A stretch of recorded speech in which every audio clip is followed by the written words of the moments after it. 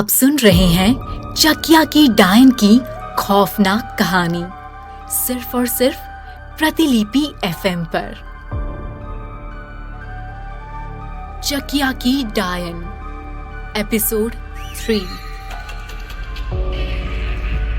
मदद की तलाश में अभिमन्यु उस बूढ़े बरगद के पेड़ के पास जा पहुंचा, जहां रात में क्या दिन में लोग जाने से घबराते थे। वहीं उसका पाला एक रहस्यमयी औरत से पड़ा। वो उस औरत के पास पहुंचा ही था कि उसे एक चीख सुनाई दी। वो उस दिशा में भागा, लेकिन वहां कोई नहीं था। और जब वो वापस उस औरत के पास आया तो वो भी गायब थी। वहां बस एक लाल दुपट्टा पड़ा था। अभिमन्यु हैरान सा टैक्सी के पास गया तो ड्राइवर बेहोश पड़ा था। होश में आने के बाद ड्राइवर ने बताया कि उसने एक साए को देखा था। तभी वहां गांव के सरपंच आ पहुंचे और जब अभिमन्यु ने उनसे यहाँ फैले हुए खौफ का कारण पूछा तो उन्होंने बात को टाल दिया। अभिमन्यु को साथ आने को बोल सरपंच अपनी मोपेड की तरफ बढ़ चले। फिलहाल अभिमन्यु ने सरपंच के साथ जाना ही ठीक समझा। उसने ड्राइवर को एक भरोसे के साथ वहीं वेट करने को कहा।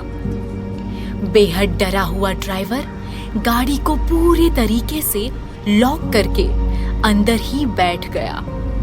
अभिमन्यु ने उसे ढांढस बंधाया और अपना बैग उठाकर सरपंच के पीछे चल दिया। मोपेड चकिया गांव के बीच से होते हुए एक तरफ बढ़ चली।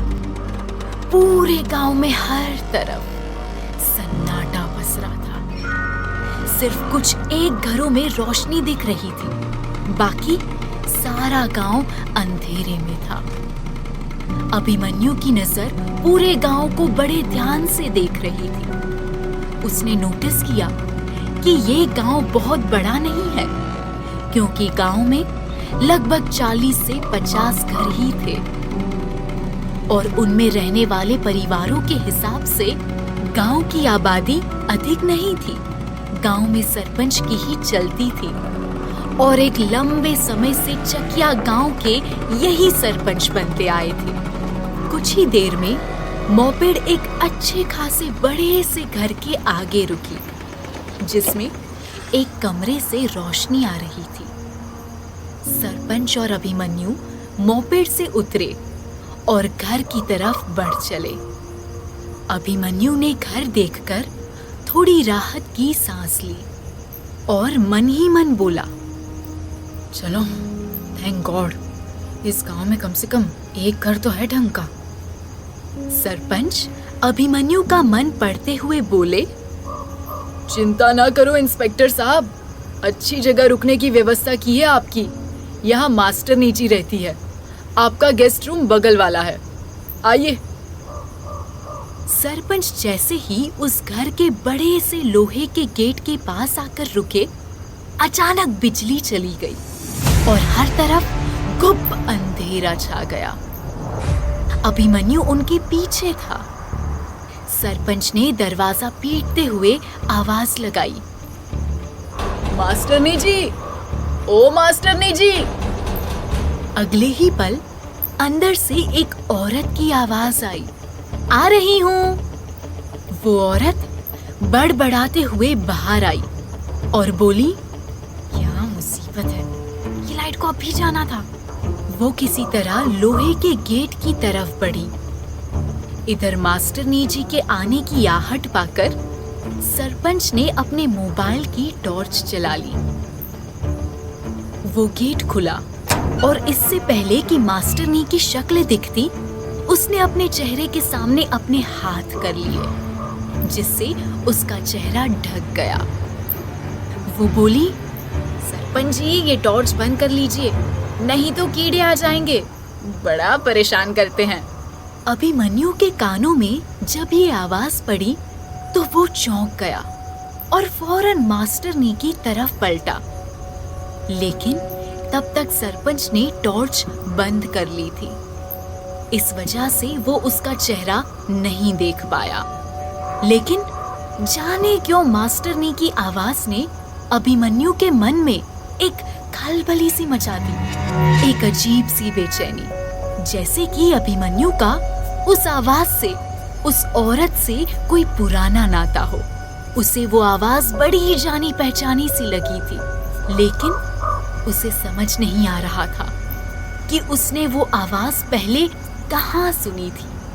तभी सरपंच बोले, मास्टरनी जी, मैं इंस्पेक्टर साहब को लेकर आया हूँ गेस्ट हाउस में रहने के लिए। ये सुन मास्टरनी बोली, अच्छा वही जिनके बारे में आप बता रहे थे। अभिमन्यु अभी सोच में ही डूबा था। तभी मास्टरनी उसकी तरफ देखते हुए बोली, गेस्ट रूम को मैंने साफ करवा दिया है, आज का खाना भी बना दिया है, कमरे में ही रखा है, लेकिन कल से सब कुछ खुद ही मैनेज करना होगा, ठीक है ना? अभिमन्यु की तरफ से कोई जवाब न आता देख सरपंच हंसते हुए बोले, किस सोच में डूब गए इंस्पेक्टर साहब, खाना बनाना नहीं आता क्या? अभिमन्यु ये सुन थोड़ा झेप गया और बोला, जी थोड़ा बहुत बना लेता हूँ, कोई दिक्कत नहीं होगा। थैंक यू मैम इतना सब करने के लिए। अभी मास्टरनी अभिमन्यु की आवाज सुनकर चौंक गई। उसे भी लगा जैसे उसने ये आवाज पहले कहीं सुनी है, लेकिन अंधेरे के कारण दोनों एक दूसरे का चेहरा नहीं देख पा रहे थे। अभिमन्यु बोला, वैसे ये लाइट कब तक आएगी? सरपंच हंसते हुए बोले, इंस्पेक्टर साहब ये लाइट बड़ी टेढ़ी चीज है, हो सकता है तुरंत आ जाए, हो सकता है सारी रात ना आए। अभिमन्यु परेशान होकर बोला, इस गर्मी में फिर कैसे नींद आएगी? ये सुन मास्टरनी बोली, ज्यादा गर्मी लगे तो छत पर चारपाई पड़ी है, वहाँ आराम से ठंडी हवा में आप सो सकते हैं। अभिमन्यु ने थोड़ी राहत की सांस ली और बोला, thank you so much ma'am. मास्टरनी दोनों को गुड नाइट बोलकर अंदर चली गई। सरपंच भी विदा लेते हुए बोले, अभी इजाजत दीजिए, मैं दशरथ जी को फोन करके बता दूंगा कि आप सही सलामत पहुंच गए। अभिमन्यु बोला, सरपंच जी वो ड्राइवर, उसकी मदद के लिए किसी को भिजवा दीजिएगा। सरपंच आश्वस्त करते हुए बोले, उसकी फिक्र आप ना करें, हम उसको सही सलामत घर पहुंचा देंगे। जिस तरह सरपंच ने ये बोला, अभिमन्यु को एक पल के लिए लगा कि जैसे सरपंच उसको कुछ कर न बैठे।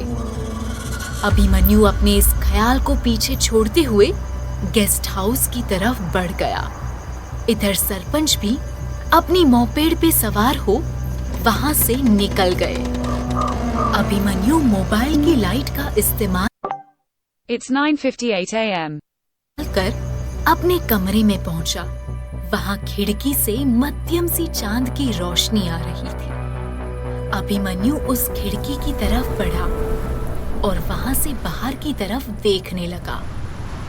बाहर उसे एक सुनसान सा रास्ता नजर आया और तभी अचानक उसकी नजर एक जगह जाकर रुक गई। जब उसने थोड़ा ध्यान से देखा तो उसे सामने वही बड़ा सा बरगद का पेड़ नजर आया जो उसने कुछ समय पहले देखा था। अभिमन्यु उस पेड़ को देख मन ही मन फिर वो बात दोहराई, आखिर क्या है ये पेड़ की कहानी और वो औरत कौन थी जिसे मैंने वहां देखा था? अभिमन्यु ने ठान लिया कि वो जल्द से जल्द इन सब सवालों के जवाब खोज के रहेगा। उसके बाद अभिमन्यु मेज पर रखी खाने की थाली पर टूट पड़ा, क्योंकि दोपहर से उसने कुछ नहीं खाया था। खाना खत्म करके वो सीधा छत पे निकल गया, क्योंकि इतनी गर्मी में कमरे में सो पाना आसान नहीं था। ऊपर ठंडी हवा चल रही थी, वो वहां चारपाई पर बैठा ही था कि तभी उसका मोबाइल बज उठा। कॉल उसकी माँ सरला देवी का था। अभिमन्यु कॉल रिसीव करते हुए बोला, प्रणाम अम्मा। उधर से चिंता भरी आवाज आई, अच्छे से पहुंच गए बेटा? तुमने तो एक कॉल भी नहीं किया। कब से ऐसे चिंता में बैठे थे? बोला था मुझे भी साथ लिए चलो, लेकिन तुम्हें कहाँ अपनी अम्मा की सुननी है। अभिमन्यु थोड़ा फ्रस्ट्रेट होते हुए बोला, क्या अम्मा, यहाँ कोई पिकनिक मनाने थोड़ी ना आया हूँ जो पूरे घर को साथ लेता चलूं। काम से आया हूँ और आराम से मैं पहुँच गया हूँ। इतनी चिंता करने की जरूरत नहीं है। उधर से सरला देवी परेशान लहजे में बोली, अरे कैसे न चिंता करूं? तू एक तो अभी भी वही पुरानी बात मन में लिए बैठा है। जानता है, उसकी वजह से मेरा मन तुझ में ही लगा रहता है। ये सुनकर अभिमन्यु का मन उचट सा गया। वो झल्लाते हुए बोला, अम्मा, मैंने कितनी बार बोला है, उस 1 साल पुरानी घटना के बारे में मुझे कोई बात नहीं करनी है। आप क्यों बार बार वही बात खोदती रहती है? अभी रखता हूँ फोन, कल कॉल करूंगा। ये बोल अभिमन्यु ने कॉल कट कर दी। वो कुछ देर वहीं परेशान सा आसमान की तरफ देखता रहा, फिर चारपाई पर लेट गया। थका होने के कारण उसे तुरंत ही नींद आ गई। कुछ घंटों बाद अभिमन्यु की अचानक नींद खुली तो उसे महसूस हुआ कि उसे बहुत ज्यादा प्यास लगी है। उसका गला बुरी तरह सूख रहा था। तभी उसे याद आया कि पानी तो कमरे में भी नहीं है। अभी इतनी रात को मास्टरनी को जगाना उसे ठीक नहीं लगा। तभी उसकी नजर बगल वाली छत पर गई, जिस पर पड़ी एक चारपाई पर कोई चादर ताने सोया हुआ था। अभिमन्यु दबे पांव उस छत के थोड़ा करीब गया तो देखा कि चारपाई के पास पानी का एक जग और एक ग्लास रखा हुआ था। ये देख अभिमन्यु झट से दीवार लांघकर उस छत पे जा पहुंचा और वो जैसे ही जग उठाकर पानी पीने को हुआ, तब भी पीछे से अचानक उस पे एक डंडे से जोरदार वार हुआ। दर्द से अभिमन्यु की चीख निकल गई और पानी का जग उसके हाथ से छूटकर जमीन पर गिर गया। पीछे से एक औरत की चीखती हुई आवाज आई, 2-3 बार आ चुका है मेरी छत पे, इस बार नहीं छोड़ूंगी तुझे, बहुत हुआ तेरा नाटक। अभिमन्यु ने ये आवाज झट से पहचान ली, क्योंकि ये मास्टरनी जी की आवाज थी। वो तुरंत पीछे मुड़ा और बोला, अरे मैं चोर नहीं हूँ, नया इंस्पेक्टर हूँ, प्लीज आप मत मारिएगा। ये सुन मास्टरनी चौंक गई और डंडा फेंकते हुए बोली, इंस्पेक्टर साहब, आप यहाँ क्या कर रहे हैं? अभिमन्यु दर्द से कराते हुए बोला, मैं तो बस पानी लेने आया था, आपने तो मेरी पीठ लाल कर दी। मास्टरनी थोड़ा पछतावे के भाव से बोली, आई एम रियली सॉरी, मुझे नहीं पता था आप हो। वो एक्चुअली यहाँ बंदर बहुत आते हैं, तो मैंने सोचा। बोलते बोलते वो रुक गई। उसे समझ आया कि उसने क्या बोल दिया। वो बात को संभालते हुए बोली, मेरा मतलब आपको बंदर कहने का नहीं था, रियली सॉरी। ये सुन अभिमन्यु हंस दिया और बोला, कोई बात नहीं, ऐसी छोटी मोटी गलतफहमियां होती रहती है, इट्स ओके। अभी मास्टरनी ने अपने मोबाइल की टॉर्च जलाई और उसकी रोशनी अभिमन्यु के चेहरे पर पड़ी। अभिमन्यु का चेहरा देख मास्टरनी के हाव भाव बिल्कुल बदल गए। उसकी बोहें तन गई और चेहरा अचानक गुस्से से लाल हो गया।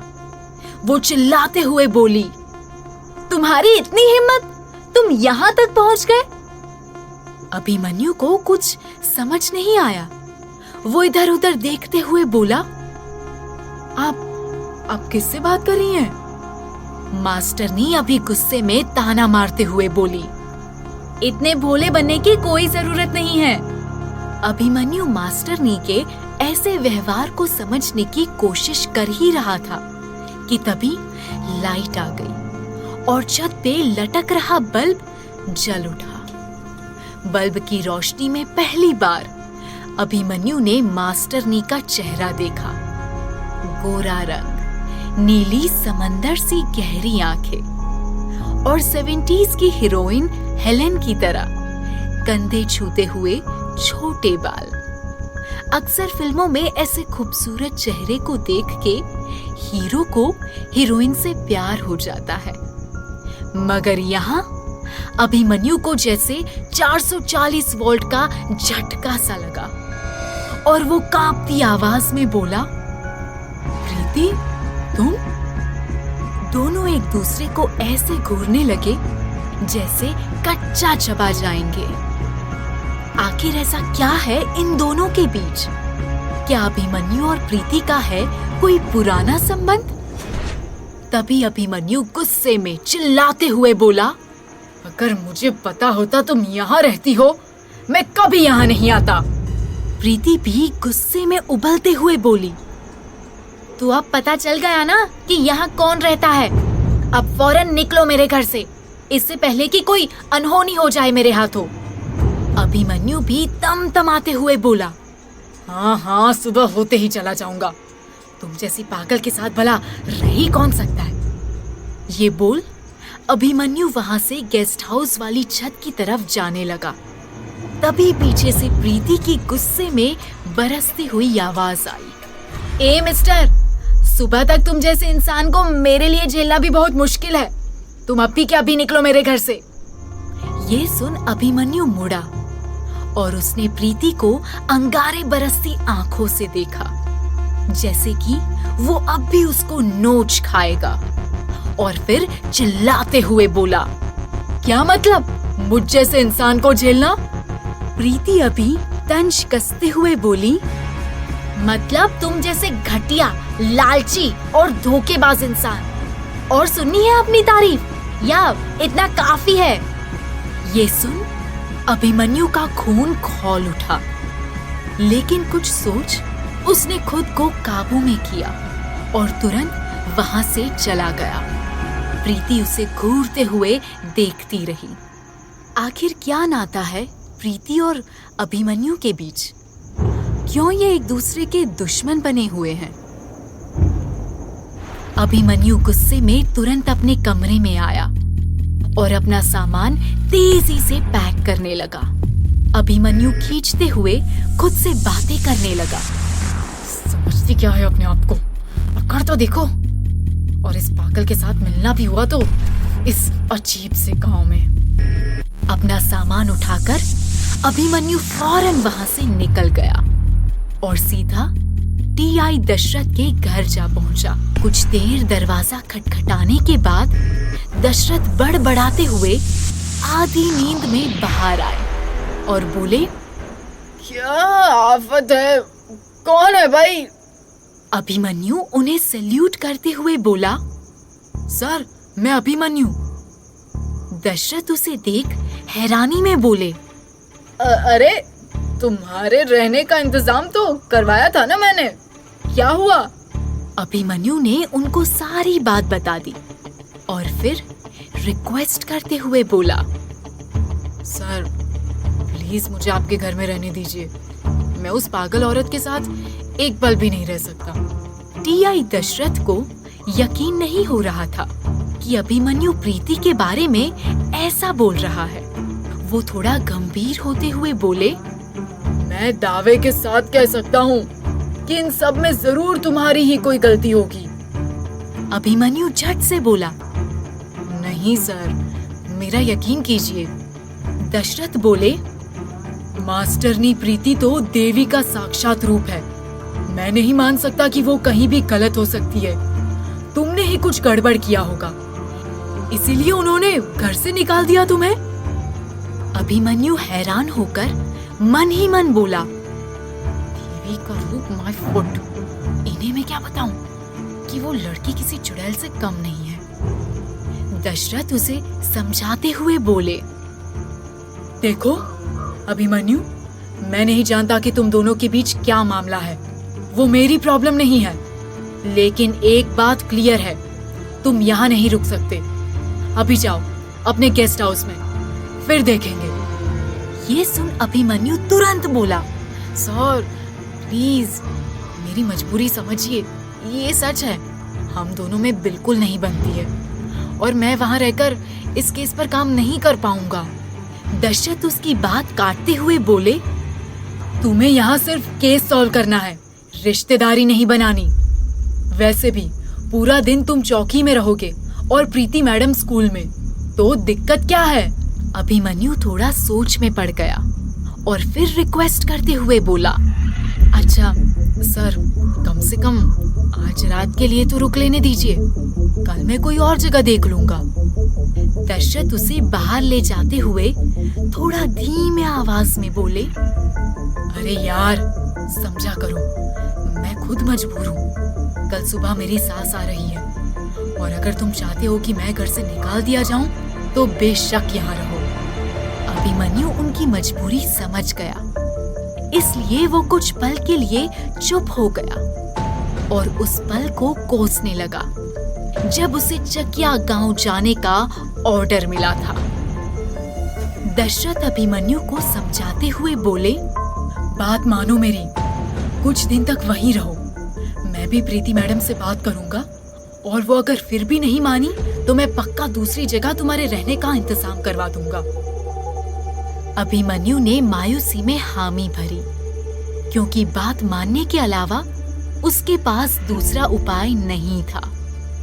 दशरथ आगे बोले, सुनो, तुम कल सुबह जल्दी पुलिस चौकी जाकर केस के जो भी पेपर्स हैं वो पढ़ना शुरू करो, हमें जल्द से जल्द इन मर्डर्स की जड़ तक पहुंचना है। इसके बाद वो थोड़ा दबी आवाज में बोले, गांव वालों का कहना है ये आम मर्डर्स नहीं है, किसी डायन का काम है। सर, आप भी इन बेकार की बातों पे भरोसा करते हैं? बिल्कुल नहीं, तभी तो तुम जैसे काबिल और होनहार इंस्पेक्टर को लगाया है इस केस पर। अब जाओ, मैंने तुम्हारी मदद के लिए एक हवलदार को भी बुलवाया है, वो कल ही बलिया से आ जाएगा, साथ रहेगा तो तुम्हारी भी कुछ मदद हो जाएगी, समझे? जी सर, अभिमन्यु बोला और सैल्यूट करके वहां से निकल गया। वो काले आसमान की तरफ देखते हुए बोला, हे भगवान, क्या बिगाड़ा था मैंने जो उस प्रीति जैसी मनहूस लड़की से फिर पाला पड़ गया। अगली बार वो कुछ भी उल्टा सीधा बोली तो मैं उसे नहीं छोड़ूंगा। कहते हुए अभिमन्यु एक बार फिर प्रीति के घर की तरफ बढ़ गया। रात के करीब 12 बज रहे थे। आधी रात को चकिया गांव और भी ज्यादा भूतिया लगने लगा था। अभिमन्यु अकेले ही सुनसान सड़क पे निडर होकर आगे बढ़ा जा रहा था। उसको कभी किसी भूत प्रेत में विश्वास नहीं रहा था। अभिमन्यु प्रीति और अपनी किस्मत को कोसता हुआ आगे बढ़ रहा था। उससे कुछ किलोमीटर दूर एक अधेड़ उम्र का आदमी पैदल एक तरफ चला जा रहा था। उसका चेहरा गमछे से ढका हुआ था और वो अपने कदमों को बड़ी तेजी से आगे बढ़ा रहा था। वो आदमी मन ही मन प्रार्थना कर रहा था, हे भगवान, मेरी रक्षा करना, उस चुट्टन के चक्कर में वापस आने में बहुत देर हो गई। बस कैसे भी आज किसी तरह सही सलामत उस डायन से बचा के जिंदा घर पहुंचा देना। तभी पीछे से किसी के गुजरने का एहसास हुआ, लेकिन जब वो मुड़ा तो पीछे गहरे सन्नाटे के अलावा कुछ नहीं था। वो भगवान का नाम जपते हुए अब तेजी से आगे बढ़ने लगा। कुछ दूर आगे चलते ही रास्ते में उसे कुछ ऐसा दिखाई दिया जिससे उसकी आंखें फटी की फटी रह गई। ऐसा क्या दिखा उस रास्ते पे? क्या होने वाला है उस अधेड़ उम्र के आदमी के साथ? क्या इस आदमी का हश्र भी पहले इंसान जैसा होगा, या अभिमन्यु इसे बचा पाएगा? कौन है ये डायन, और वो क्यों मार रही है गांव के लोगों को?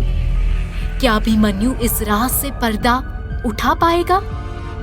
इन सभी सवालों के जवाब जानने के लिए सुनिए अगला एपिसोड, सिर्फ और सिर्फ प्रतिलिपि FM पर।